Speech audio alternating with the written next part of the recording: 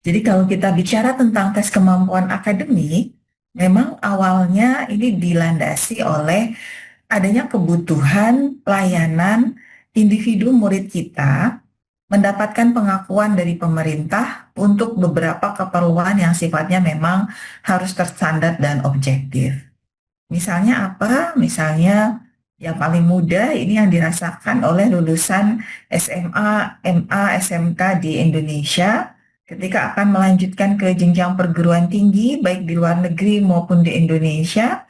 Ini ada beberapa hal yang memang memerlukan klarifikasi capaian akademiknya sampai di tingkatan yang mana dibandingkan dengan populasi antar sekolah, antar wilayah berada di bagian yang mana. Apakah dia masuk persentil rank atau 10% teratas siswa di Indonesia, apakah dia mencapai rata-rata siswa Indonesia, atau masih di bawah rata-rata.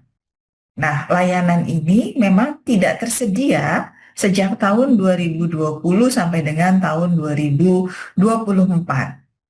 Sehingga yang bisa digunakan adalah ijazah maupun nilai rapot yang kita tahu betul nilai rapot dan ijazah itu merupakan cerminan dari penilaian yang dilakukan oleh satuan pendidikan masing-masing sehingga memang sulit untuk dibandingkan, untuk disejajarkan, kemudian kita bisa memaknai apa bedanya antara capaian di satu sekolah dibandingkan dengan sekolah lain atau satu wilayah dibandingkan dengan wilayah yang lain.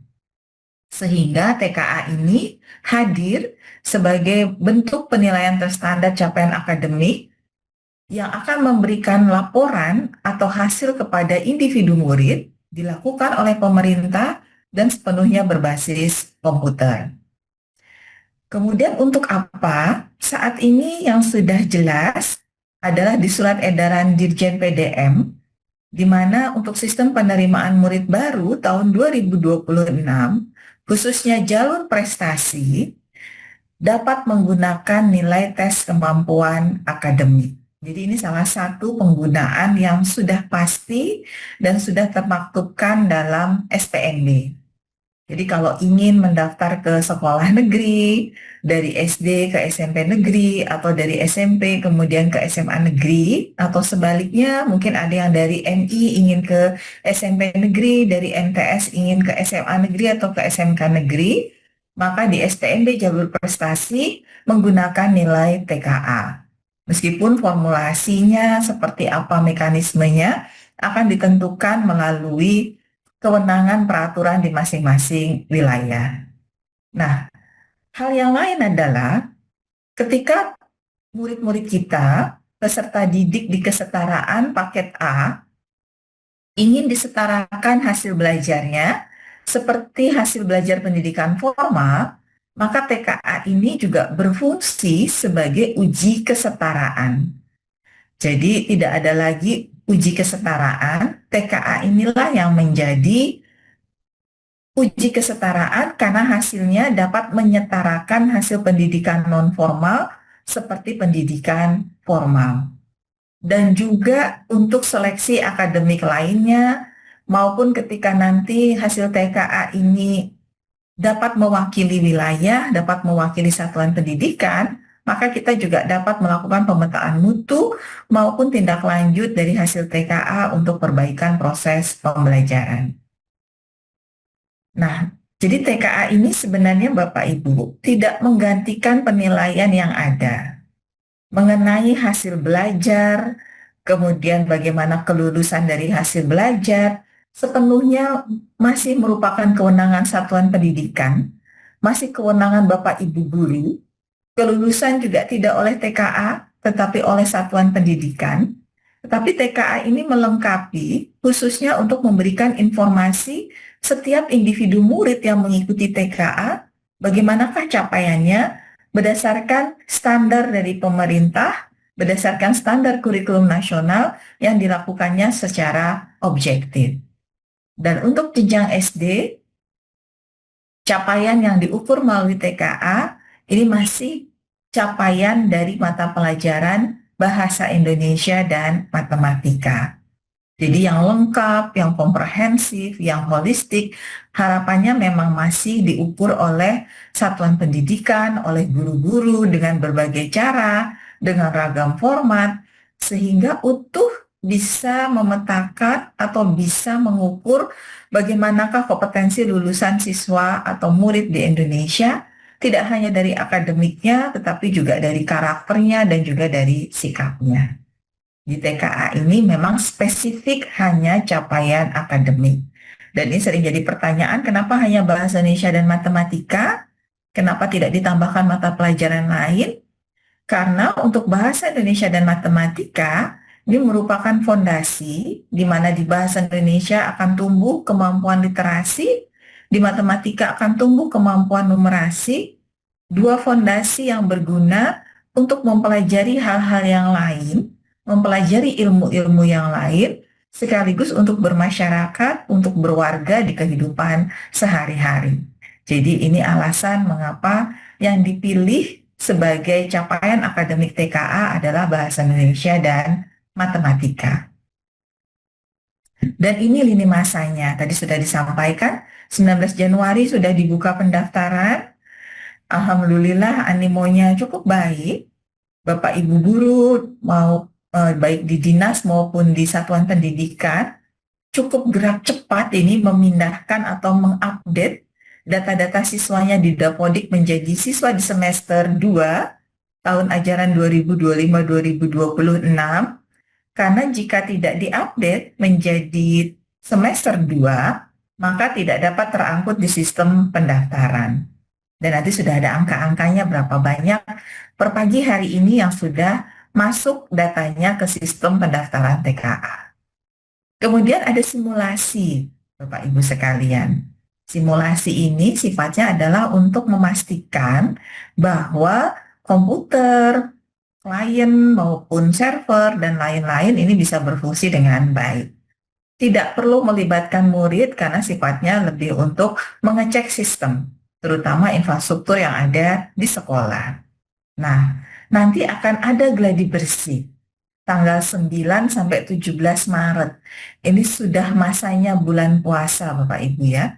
Bahkan tidak hanya bulan puasa, ini sudah memasuki akhir-akhir bulan Ramadan, di mana mungkin sebagian dari sekolah Bapak Ibu sudah ada yang libur. Tapi gladi bersih ini harapannya diikuti oleh murid-murid yang nanti akan ikut TKA. Mengapa? Karena meskipun di simulasi kita tahu bahwa komputer kliennya berjalan, servernya berjalan, aplikasi yang baru sudah terinstal, tapi untuk betul-betul mengukur kapasitas, apakah jika semua siswa ikut hadir, kemudian login ke sistem delivery atau aplikasi TKA, apakah jaringan sekolah kuat, apakah lancar atau hambatan? Demikian juga dengan kami di Kemendikdasmen. Secara terpusat kami juga bisa mengukur apakah kapasitas yang sudah kami siapkan untuk server, untuk SDM, untuk tim helpdesk ini sudah bisa memenuhi dan mewadahi kebutuhan semua peserta TKA.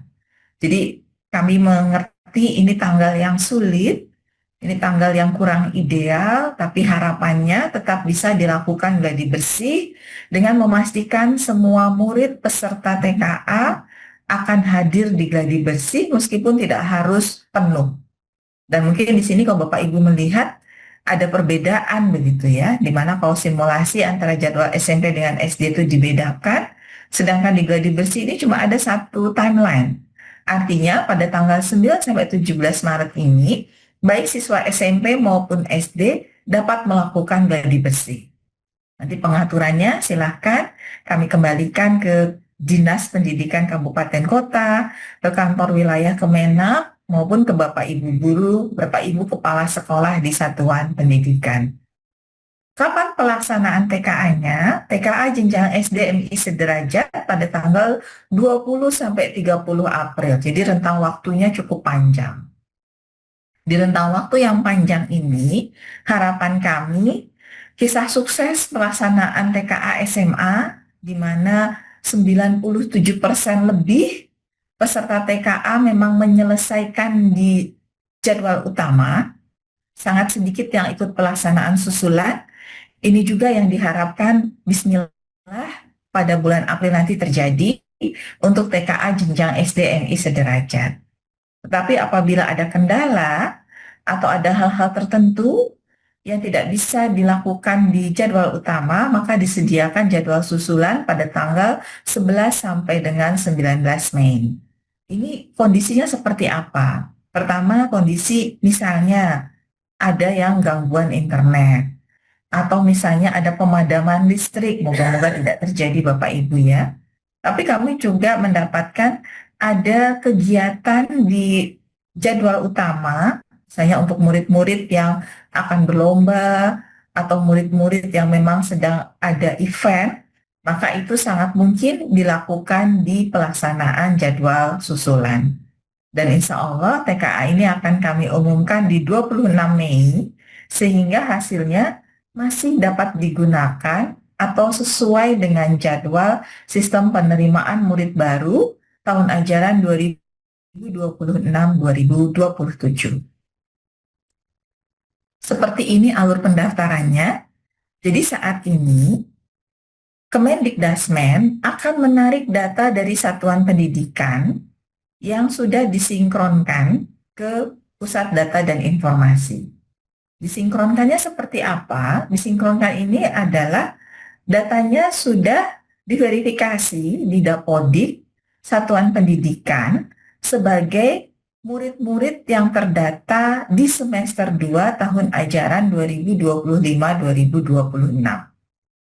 Nah, inilah yang akan ditarik oleh Kemendikdasmen, kemudian statusnya menjadi calon peserta. Harapan kami, sekolah segera masuk ke sistem pendaftaran TKA, kemudian memilih apakah murid yang terdata sebagai murid kelas 6 semester 2 ikut atau tidak ikut TKA. Ada formulir yang sudah disiapkan di sistem yang sifatnya template. Harapannya untuk yang memang memutuskan tidak ikut, sangat penting sekolah menyimpan bukti formulir yang sudah ditandatangani orang tua bahwa memang anaknya tidak ikut TKA.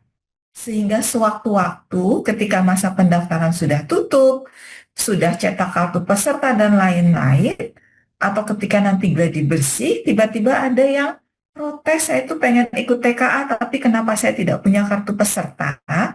Maka formulir yang menyatakan orang tua tidak setuju ini, yang disimpan, didokumentasikan oleh satuan pendidikan, ini dapat menjadi bukti bahwa kesalahannya tidak pada operator satuan pendidikan, tapi memang ada bukti yang menunjukkan bahwa murid tersebut tidak ikut TKA dan disetujui oleh orang tuanya. Karena banyak pertanyaan ke kami, apakah semuanya harus mengisi formulir? Pada kasus pendaftaran TKA jenjang SDNI sederajat ini, yang lebih penting adalah ketika tidak ingin mengikuti TKA, maka orang tua mengisi formulir menyatakan setuju anaknya tidak ikut, dan itu harus disimpan sebagai tanda bukti.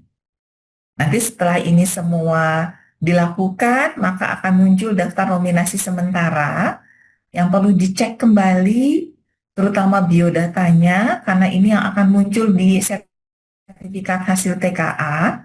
Dan ketika nanti ini semua sudah clear, sudah terkonfirmasi benar, maka kepala sekolah akan membuat surat pertanggungjawaban mutlak, dan setelah itu di dashboard dapat diproses daftar nominasi tetap, dan kartu peserta untuk setiap individu murid peserta TKA dapat diterbitkan. Nah, ini contoh formulirnya, jadi ada pernyataan mengikuti, tidak mengikuti.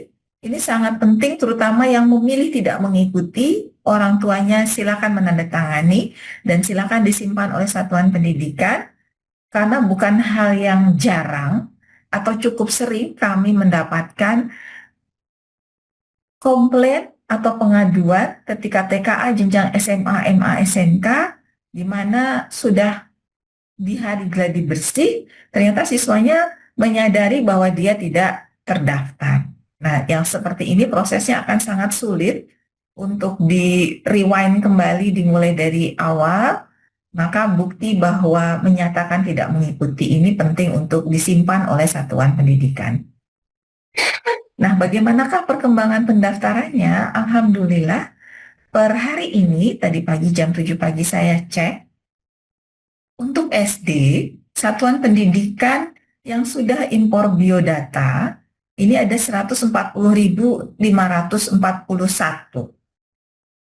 Kemudian dari impor biodata tersebut terdapat 3.704.528 peserta SD yang kemudian oleh sekolah ada yang diklik tidak mengikuti. Nah, ketika tidak mengikuti itu, maka sisa dari calon peserta sampai saat ini statusnya kami anggap ikut TKA. Jadi untuk SD saat ini ada 99,60 TKA. Dan ini masih akan berproses, masih sampai tanggal 28 Februari penutupan. Tapi penutupan ini sebenarnya cuma tidak hanya penutupan tentang pendaftaran peserta, tetapi juga kami mengharapkan sekolah segera mengidentifikasi kelayakan maupun kecukupan dari sarana prasarana di sekolah masing-masing, sehingga bisa menentukan dua hal. Yang pertama, status pelaksanaan. Apakah akan dilakukannya di SD tersebut sendiri, tidak perlu pindah, tidak perlu menumpang ke sekolah lain. Tapi juga yang kedua, memutuskan apakah ingin full online, jadi sepenuhnya akan terkoneksi internet selama pelaksanaan TKA, atau semi online. Kalau semi online ini, sebelum pelaksanaan TKA melakukan sinkronisasi.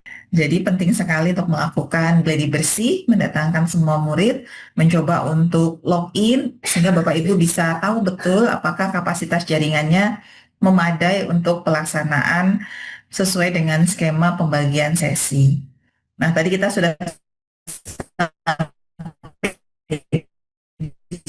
di sini Bapak Ibu, jadi untuk pendaftaran TKA tidak hanya muridnya, infrastruktur, apakah akan melakukannya mandiri atau menumpang, ataukah akan full online atau semi online. Nah, untuk bayangan Bapak Ibu, TKA nanti akan dilaksanakannya selama 16 sesi untuk SD. Kalau nanti paket A akan disediakan satu gelombang untuk 4 sesi. Mengapa ini diinformasikan berkali-kali? Karena dengan 16 sesi ini artinya satu komputer dapat digunakan untuk 16 SD Bapak Ibu. Jumlah muridnya ada diperlukan adalah 80 dibagi 16. Jadi dengan 5 komputer yang Bapak Ibu miliki, kalau mengisi semua sesi, maka sebenarnya 80 murid bisa melaksanakan di SD Bapak Ibu tanpa harus menumpang ke sekolah yang lain. Jadi hitungan ini jauh lebih ringan dibandingkan dengan asesmen nasional karena jumlah sesinya menjadi 16, artinya satu komputer bisa dimanfaatkan oleh 16 murid. Kalau di sekolah saya cuma punya satu lab komputer, isinya 20, kemudian siswanya ternyata ada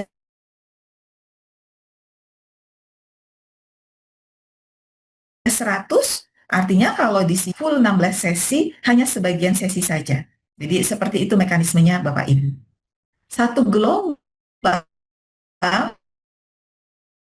itu artinya 2 hari pelaksanaan TKA. Seperti apa penjadwalannya? Seperti ini. Jadi setiap murid akan hadir di hari pertama yang di dalamnya ada soal numerasi, kemudian ada survei karakter. Nanti murid tersebut hadir lagi di hari kedua untuk mengerjakan soal bahasa Indonesia yang di dalamnya ada soal literasi diikuti dengan survei lingkungan belajar. Sesinya dalam satu hari ada 4. Untuk Indonesia Barat, Indonesia Tengah, dan Indonesia Timur, ini akan bersamaan. Dimulainya adalah jam 7 waktu Indonesia Barat itu sama dengan jam 8 di waktu Indonesia Tengah dan jam 9 waktu Indonesia Timur. Satu sesinya akan berlangsung di 105 menit, kemudian ada jeda 30 menit antar sesi, sehingga di sore hari, jadwal paling sore, itu akan berakhir jam 15.30 waktu Indonesia Barat atau 16.30 waktu Indonesia Tengah. Dan untuk waktu Indonesia Timur, karena nanti akan terlalu sore, maka sesi keempat ini tidak dibuka atau tidak ditawarkan ke waktu Indonesia Timur. Tapi dengan skema ini harapannya sangat bisa memenuhi pengaturan jadwal maupun skema untuk bisa mandiri melaksanakan di satuan pendidikan masing-masing dengan sarana prasarana yang sudah tersedia. Dan Bapak Ibu, kami juga ingin mengingatkan, kami sudah menyediakan suatu platform yang kalau Bapak Ibu tinggal cari di browser, ayo coba TKA, maka akan muncul laman di mana laman itu adalah pusmendik.kemdikbud.go.id/TKA simulasi TKA. Di laman ini disediakan soal-soal TKA yang dapat langsung dikerjakan menggunakan komputer maupun menggunakan handphone. Tujuannya apa? Supaya murid-murid kita kenal dengan soal-soal TKA. Soal-soal TKA itu seperti apa? Kemudian juga menjadi terbiasa, menjadi familiar dengan cara menjawab soal TKA. Ada soal pilihan ganda, ada soal pilihan ganda kompleks, ada bacaan yang diikuti beberapa soal, mereka mau cara menjawabnya. Nah, ini salah satu contoh pertanyaan yang mungkin sebagian murid kita belum familiar ya. Jadi ada satu stimulusnya di sini adalah grafik data pengunjung perpustakaan SD Harapan. Kemudian cara menjawabnya, ada pernyataan. Di setiap pernyataan ini siswa harus mengklik benar atau salah. Nanti ada dua pernyataan. Di setiap pernyataan harus diklik apakah benar atau salah. Kalau murid tidak familiar, tidak terbiasa, mereka biasanya hanya mengklik di salah satu pernyataan yang mereka anggap benar. Sedangkan pernyataan yang salah tidak mereka klik. Nah, ini yang akan menyulitkan pada proses scoring, karena sebenarnya di setiap pernyataan wajib untuk ditentukan benar ataukah salah. Dengan adanya Ayo Coba TKA, maka harapan kami kapan saja, di mana saja, sewaktu-waktu murid bisa mencoba, kemudian murid bisa melihat apakah dia sudah paham cara menjawabnya, bagaimana cara mengkliknya, ada tombol apa saja di aplikasi TKA, sehingga nanti ketika pelaksanaan TKA sudah tidak kaget. Dan khusus untuk SDNI sederajat, di setiap mata pelajaran, kami menyediakan 30 butir soal, persis dengan jumlah butir soal yang nanti akan keluar pada saat TKA. Jadi jumlah butirnya sama, materinya juga beraneka macam, level kognitifnya juga macam-macam, tingkat kesukarannya juga ada yang mudah, ada yang sedang, ada yang sukar, konteksnya juga beraneka macam, dan yang penting juga formatnya menyesuaikan dengan semua format soal yang akan muncul pada saat TKA nanti. Jadi ini memberikan gambaran utuh paket tes yang akan keluar pada saat TKA. Soalnya pasti akan berbeda Bapak Ibu sekalian, tapi mengenai variasinya, tingkat kesukarannya maupun jumlahnya itu sudah disesuaikan dengan paket yang nanti akan keluar pada saat murid-murid kita menempuh TKA di bulan April. Jadi silakan dimanfaatkan, silakan dicoba oleh murid-murid, apalagi ketika mencoba Ayo Coba TKA di bagian akhir, nanti akan ditampilkan untuk setiap siswa, tadi dia menjawab apa, kunci jawabannya seperti apa. Jadi kalau saya sebagai murid, saya jadi tahu pada soal apa saya salah, pada soal mana saya benar, saya bisa kembali lagi ke soal, saya bisa mengidentifikasi, oh ternyata yang seperti ini masih belum bisa, yang seperti ini saya sudah bisa.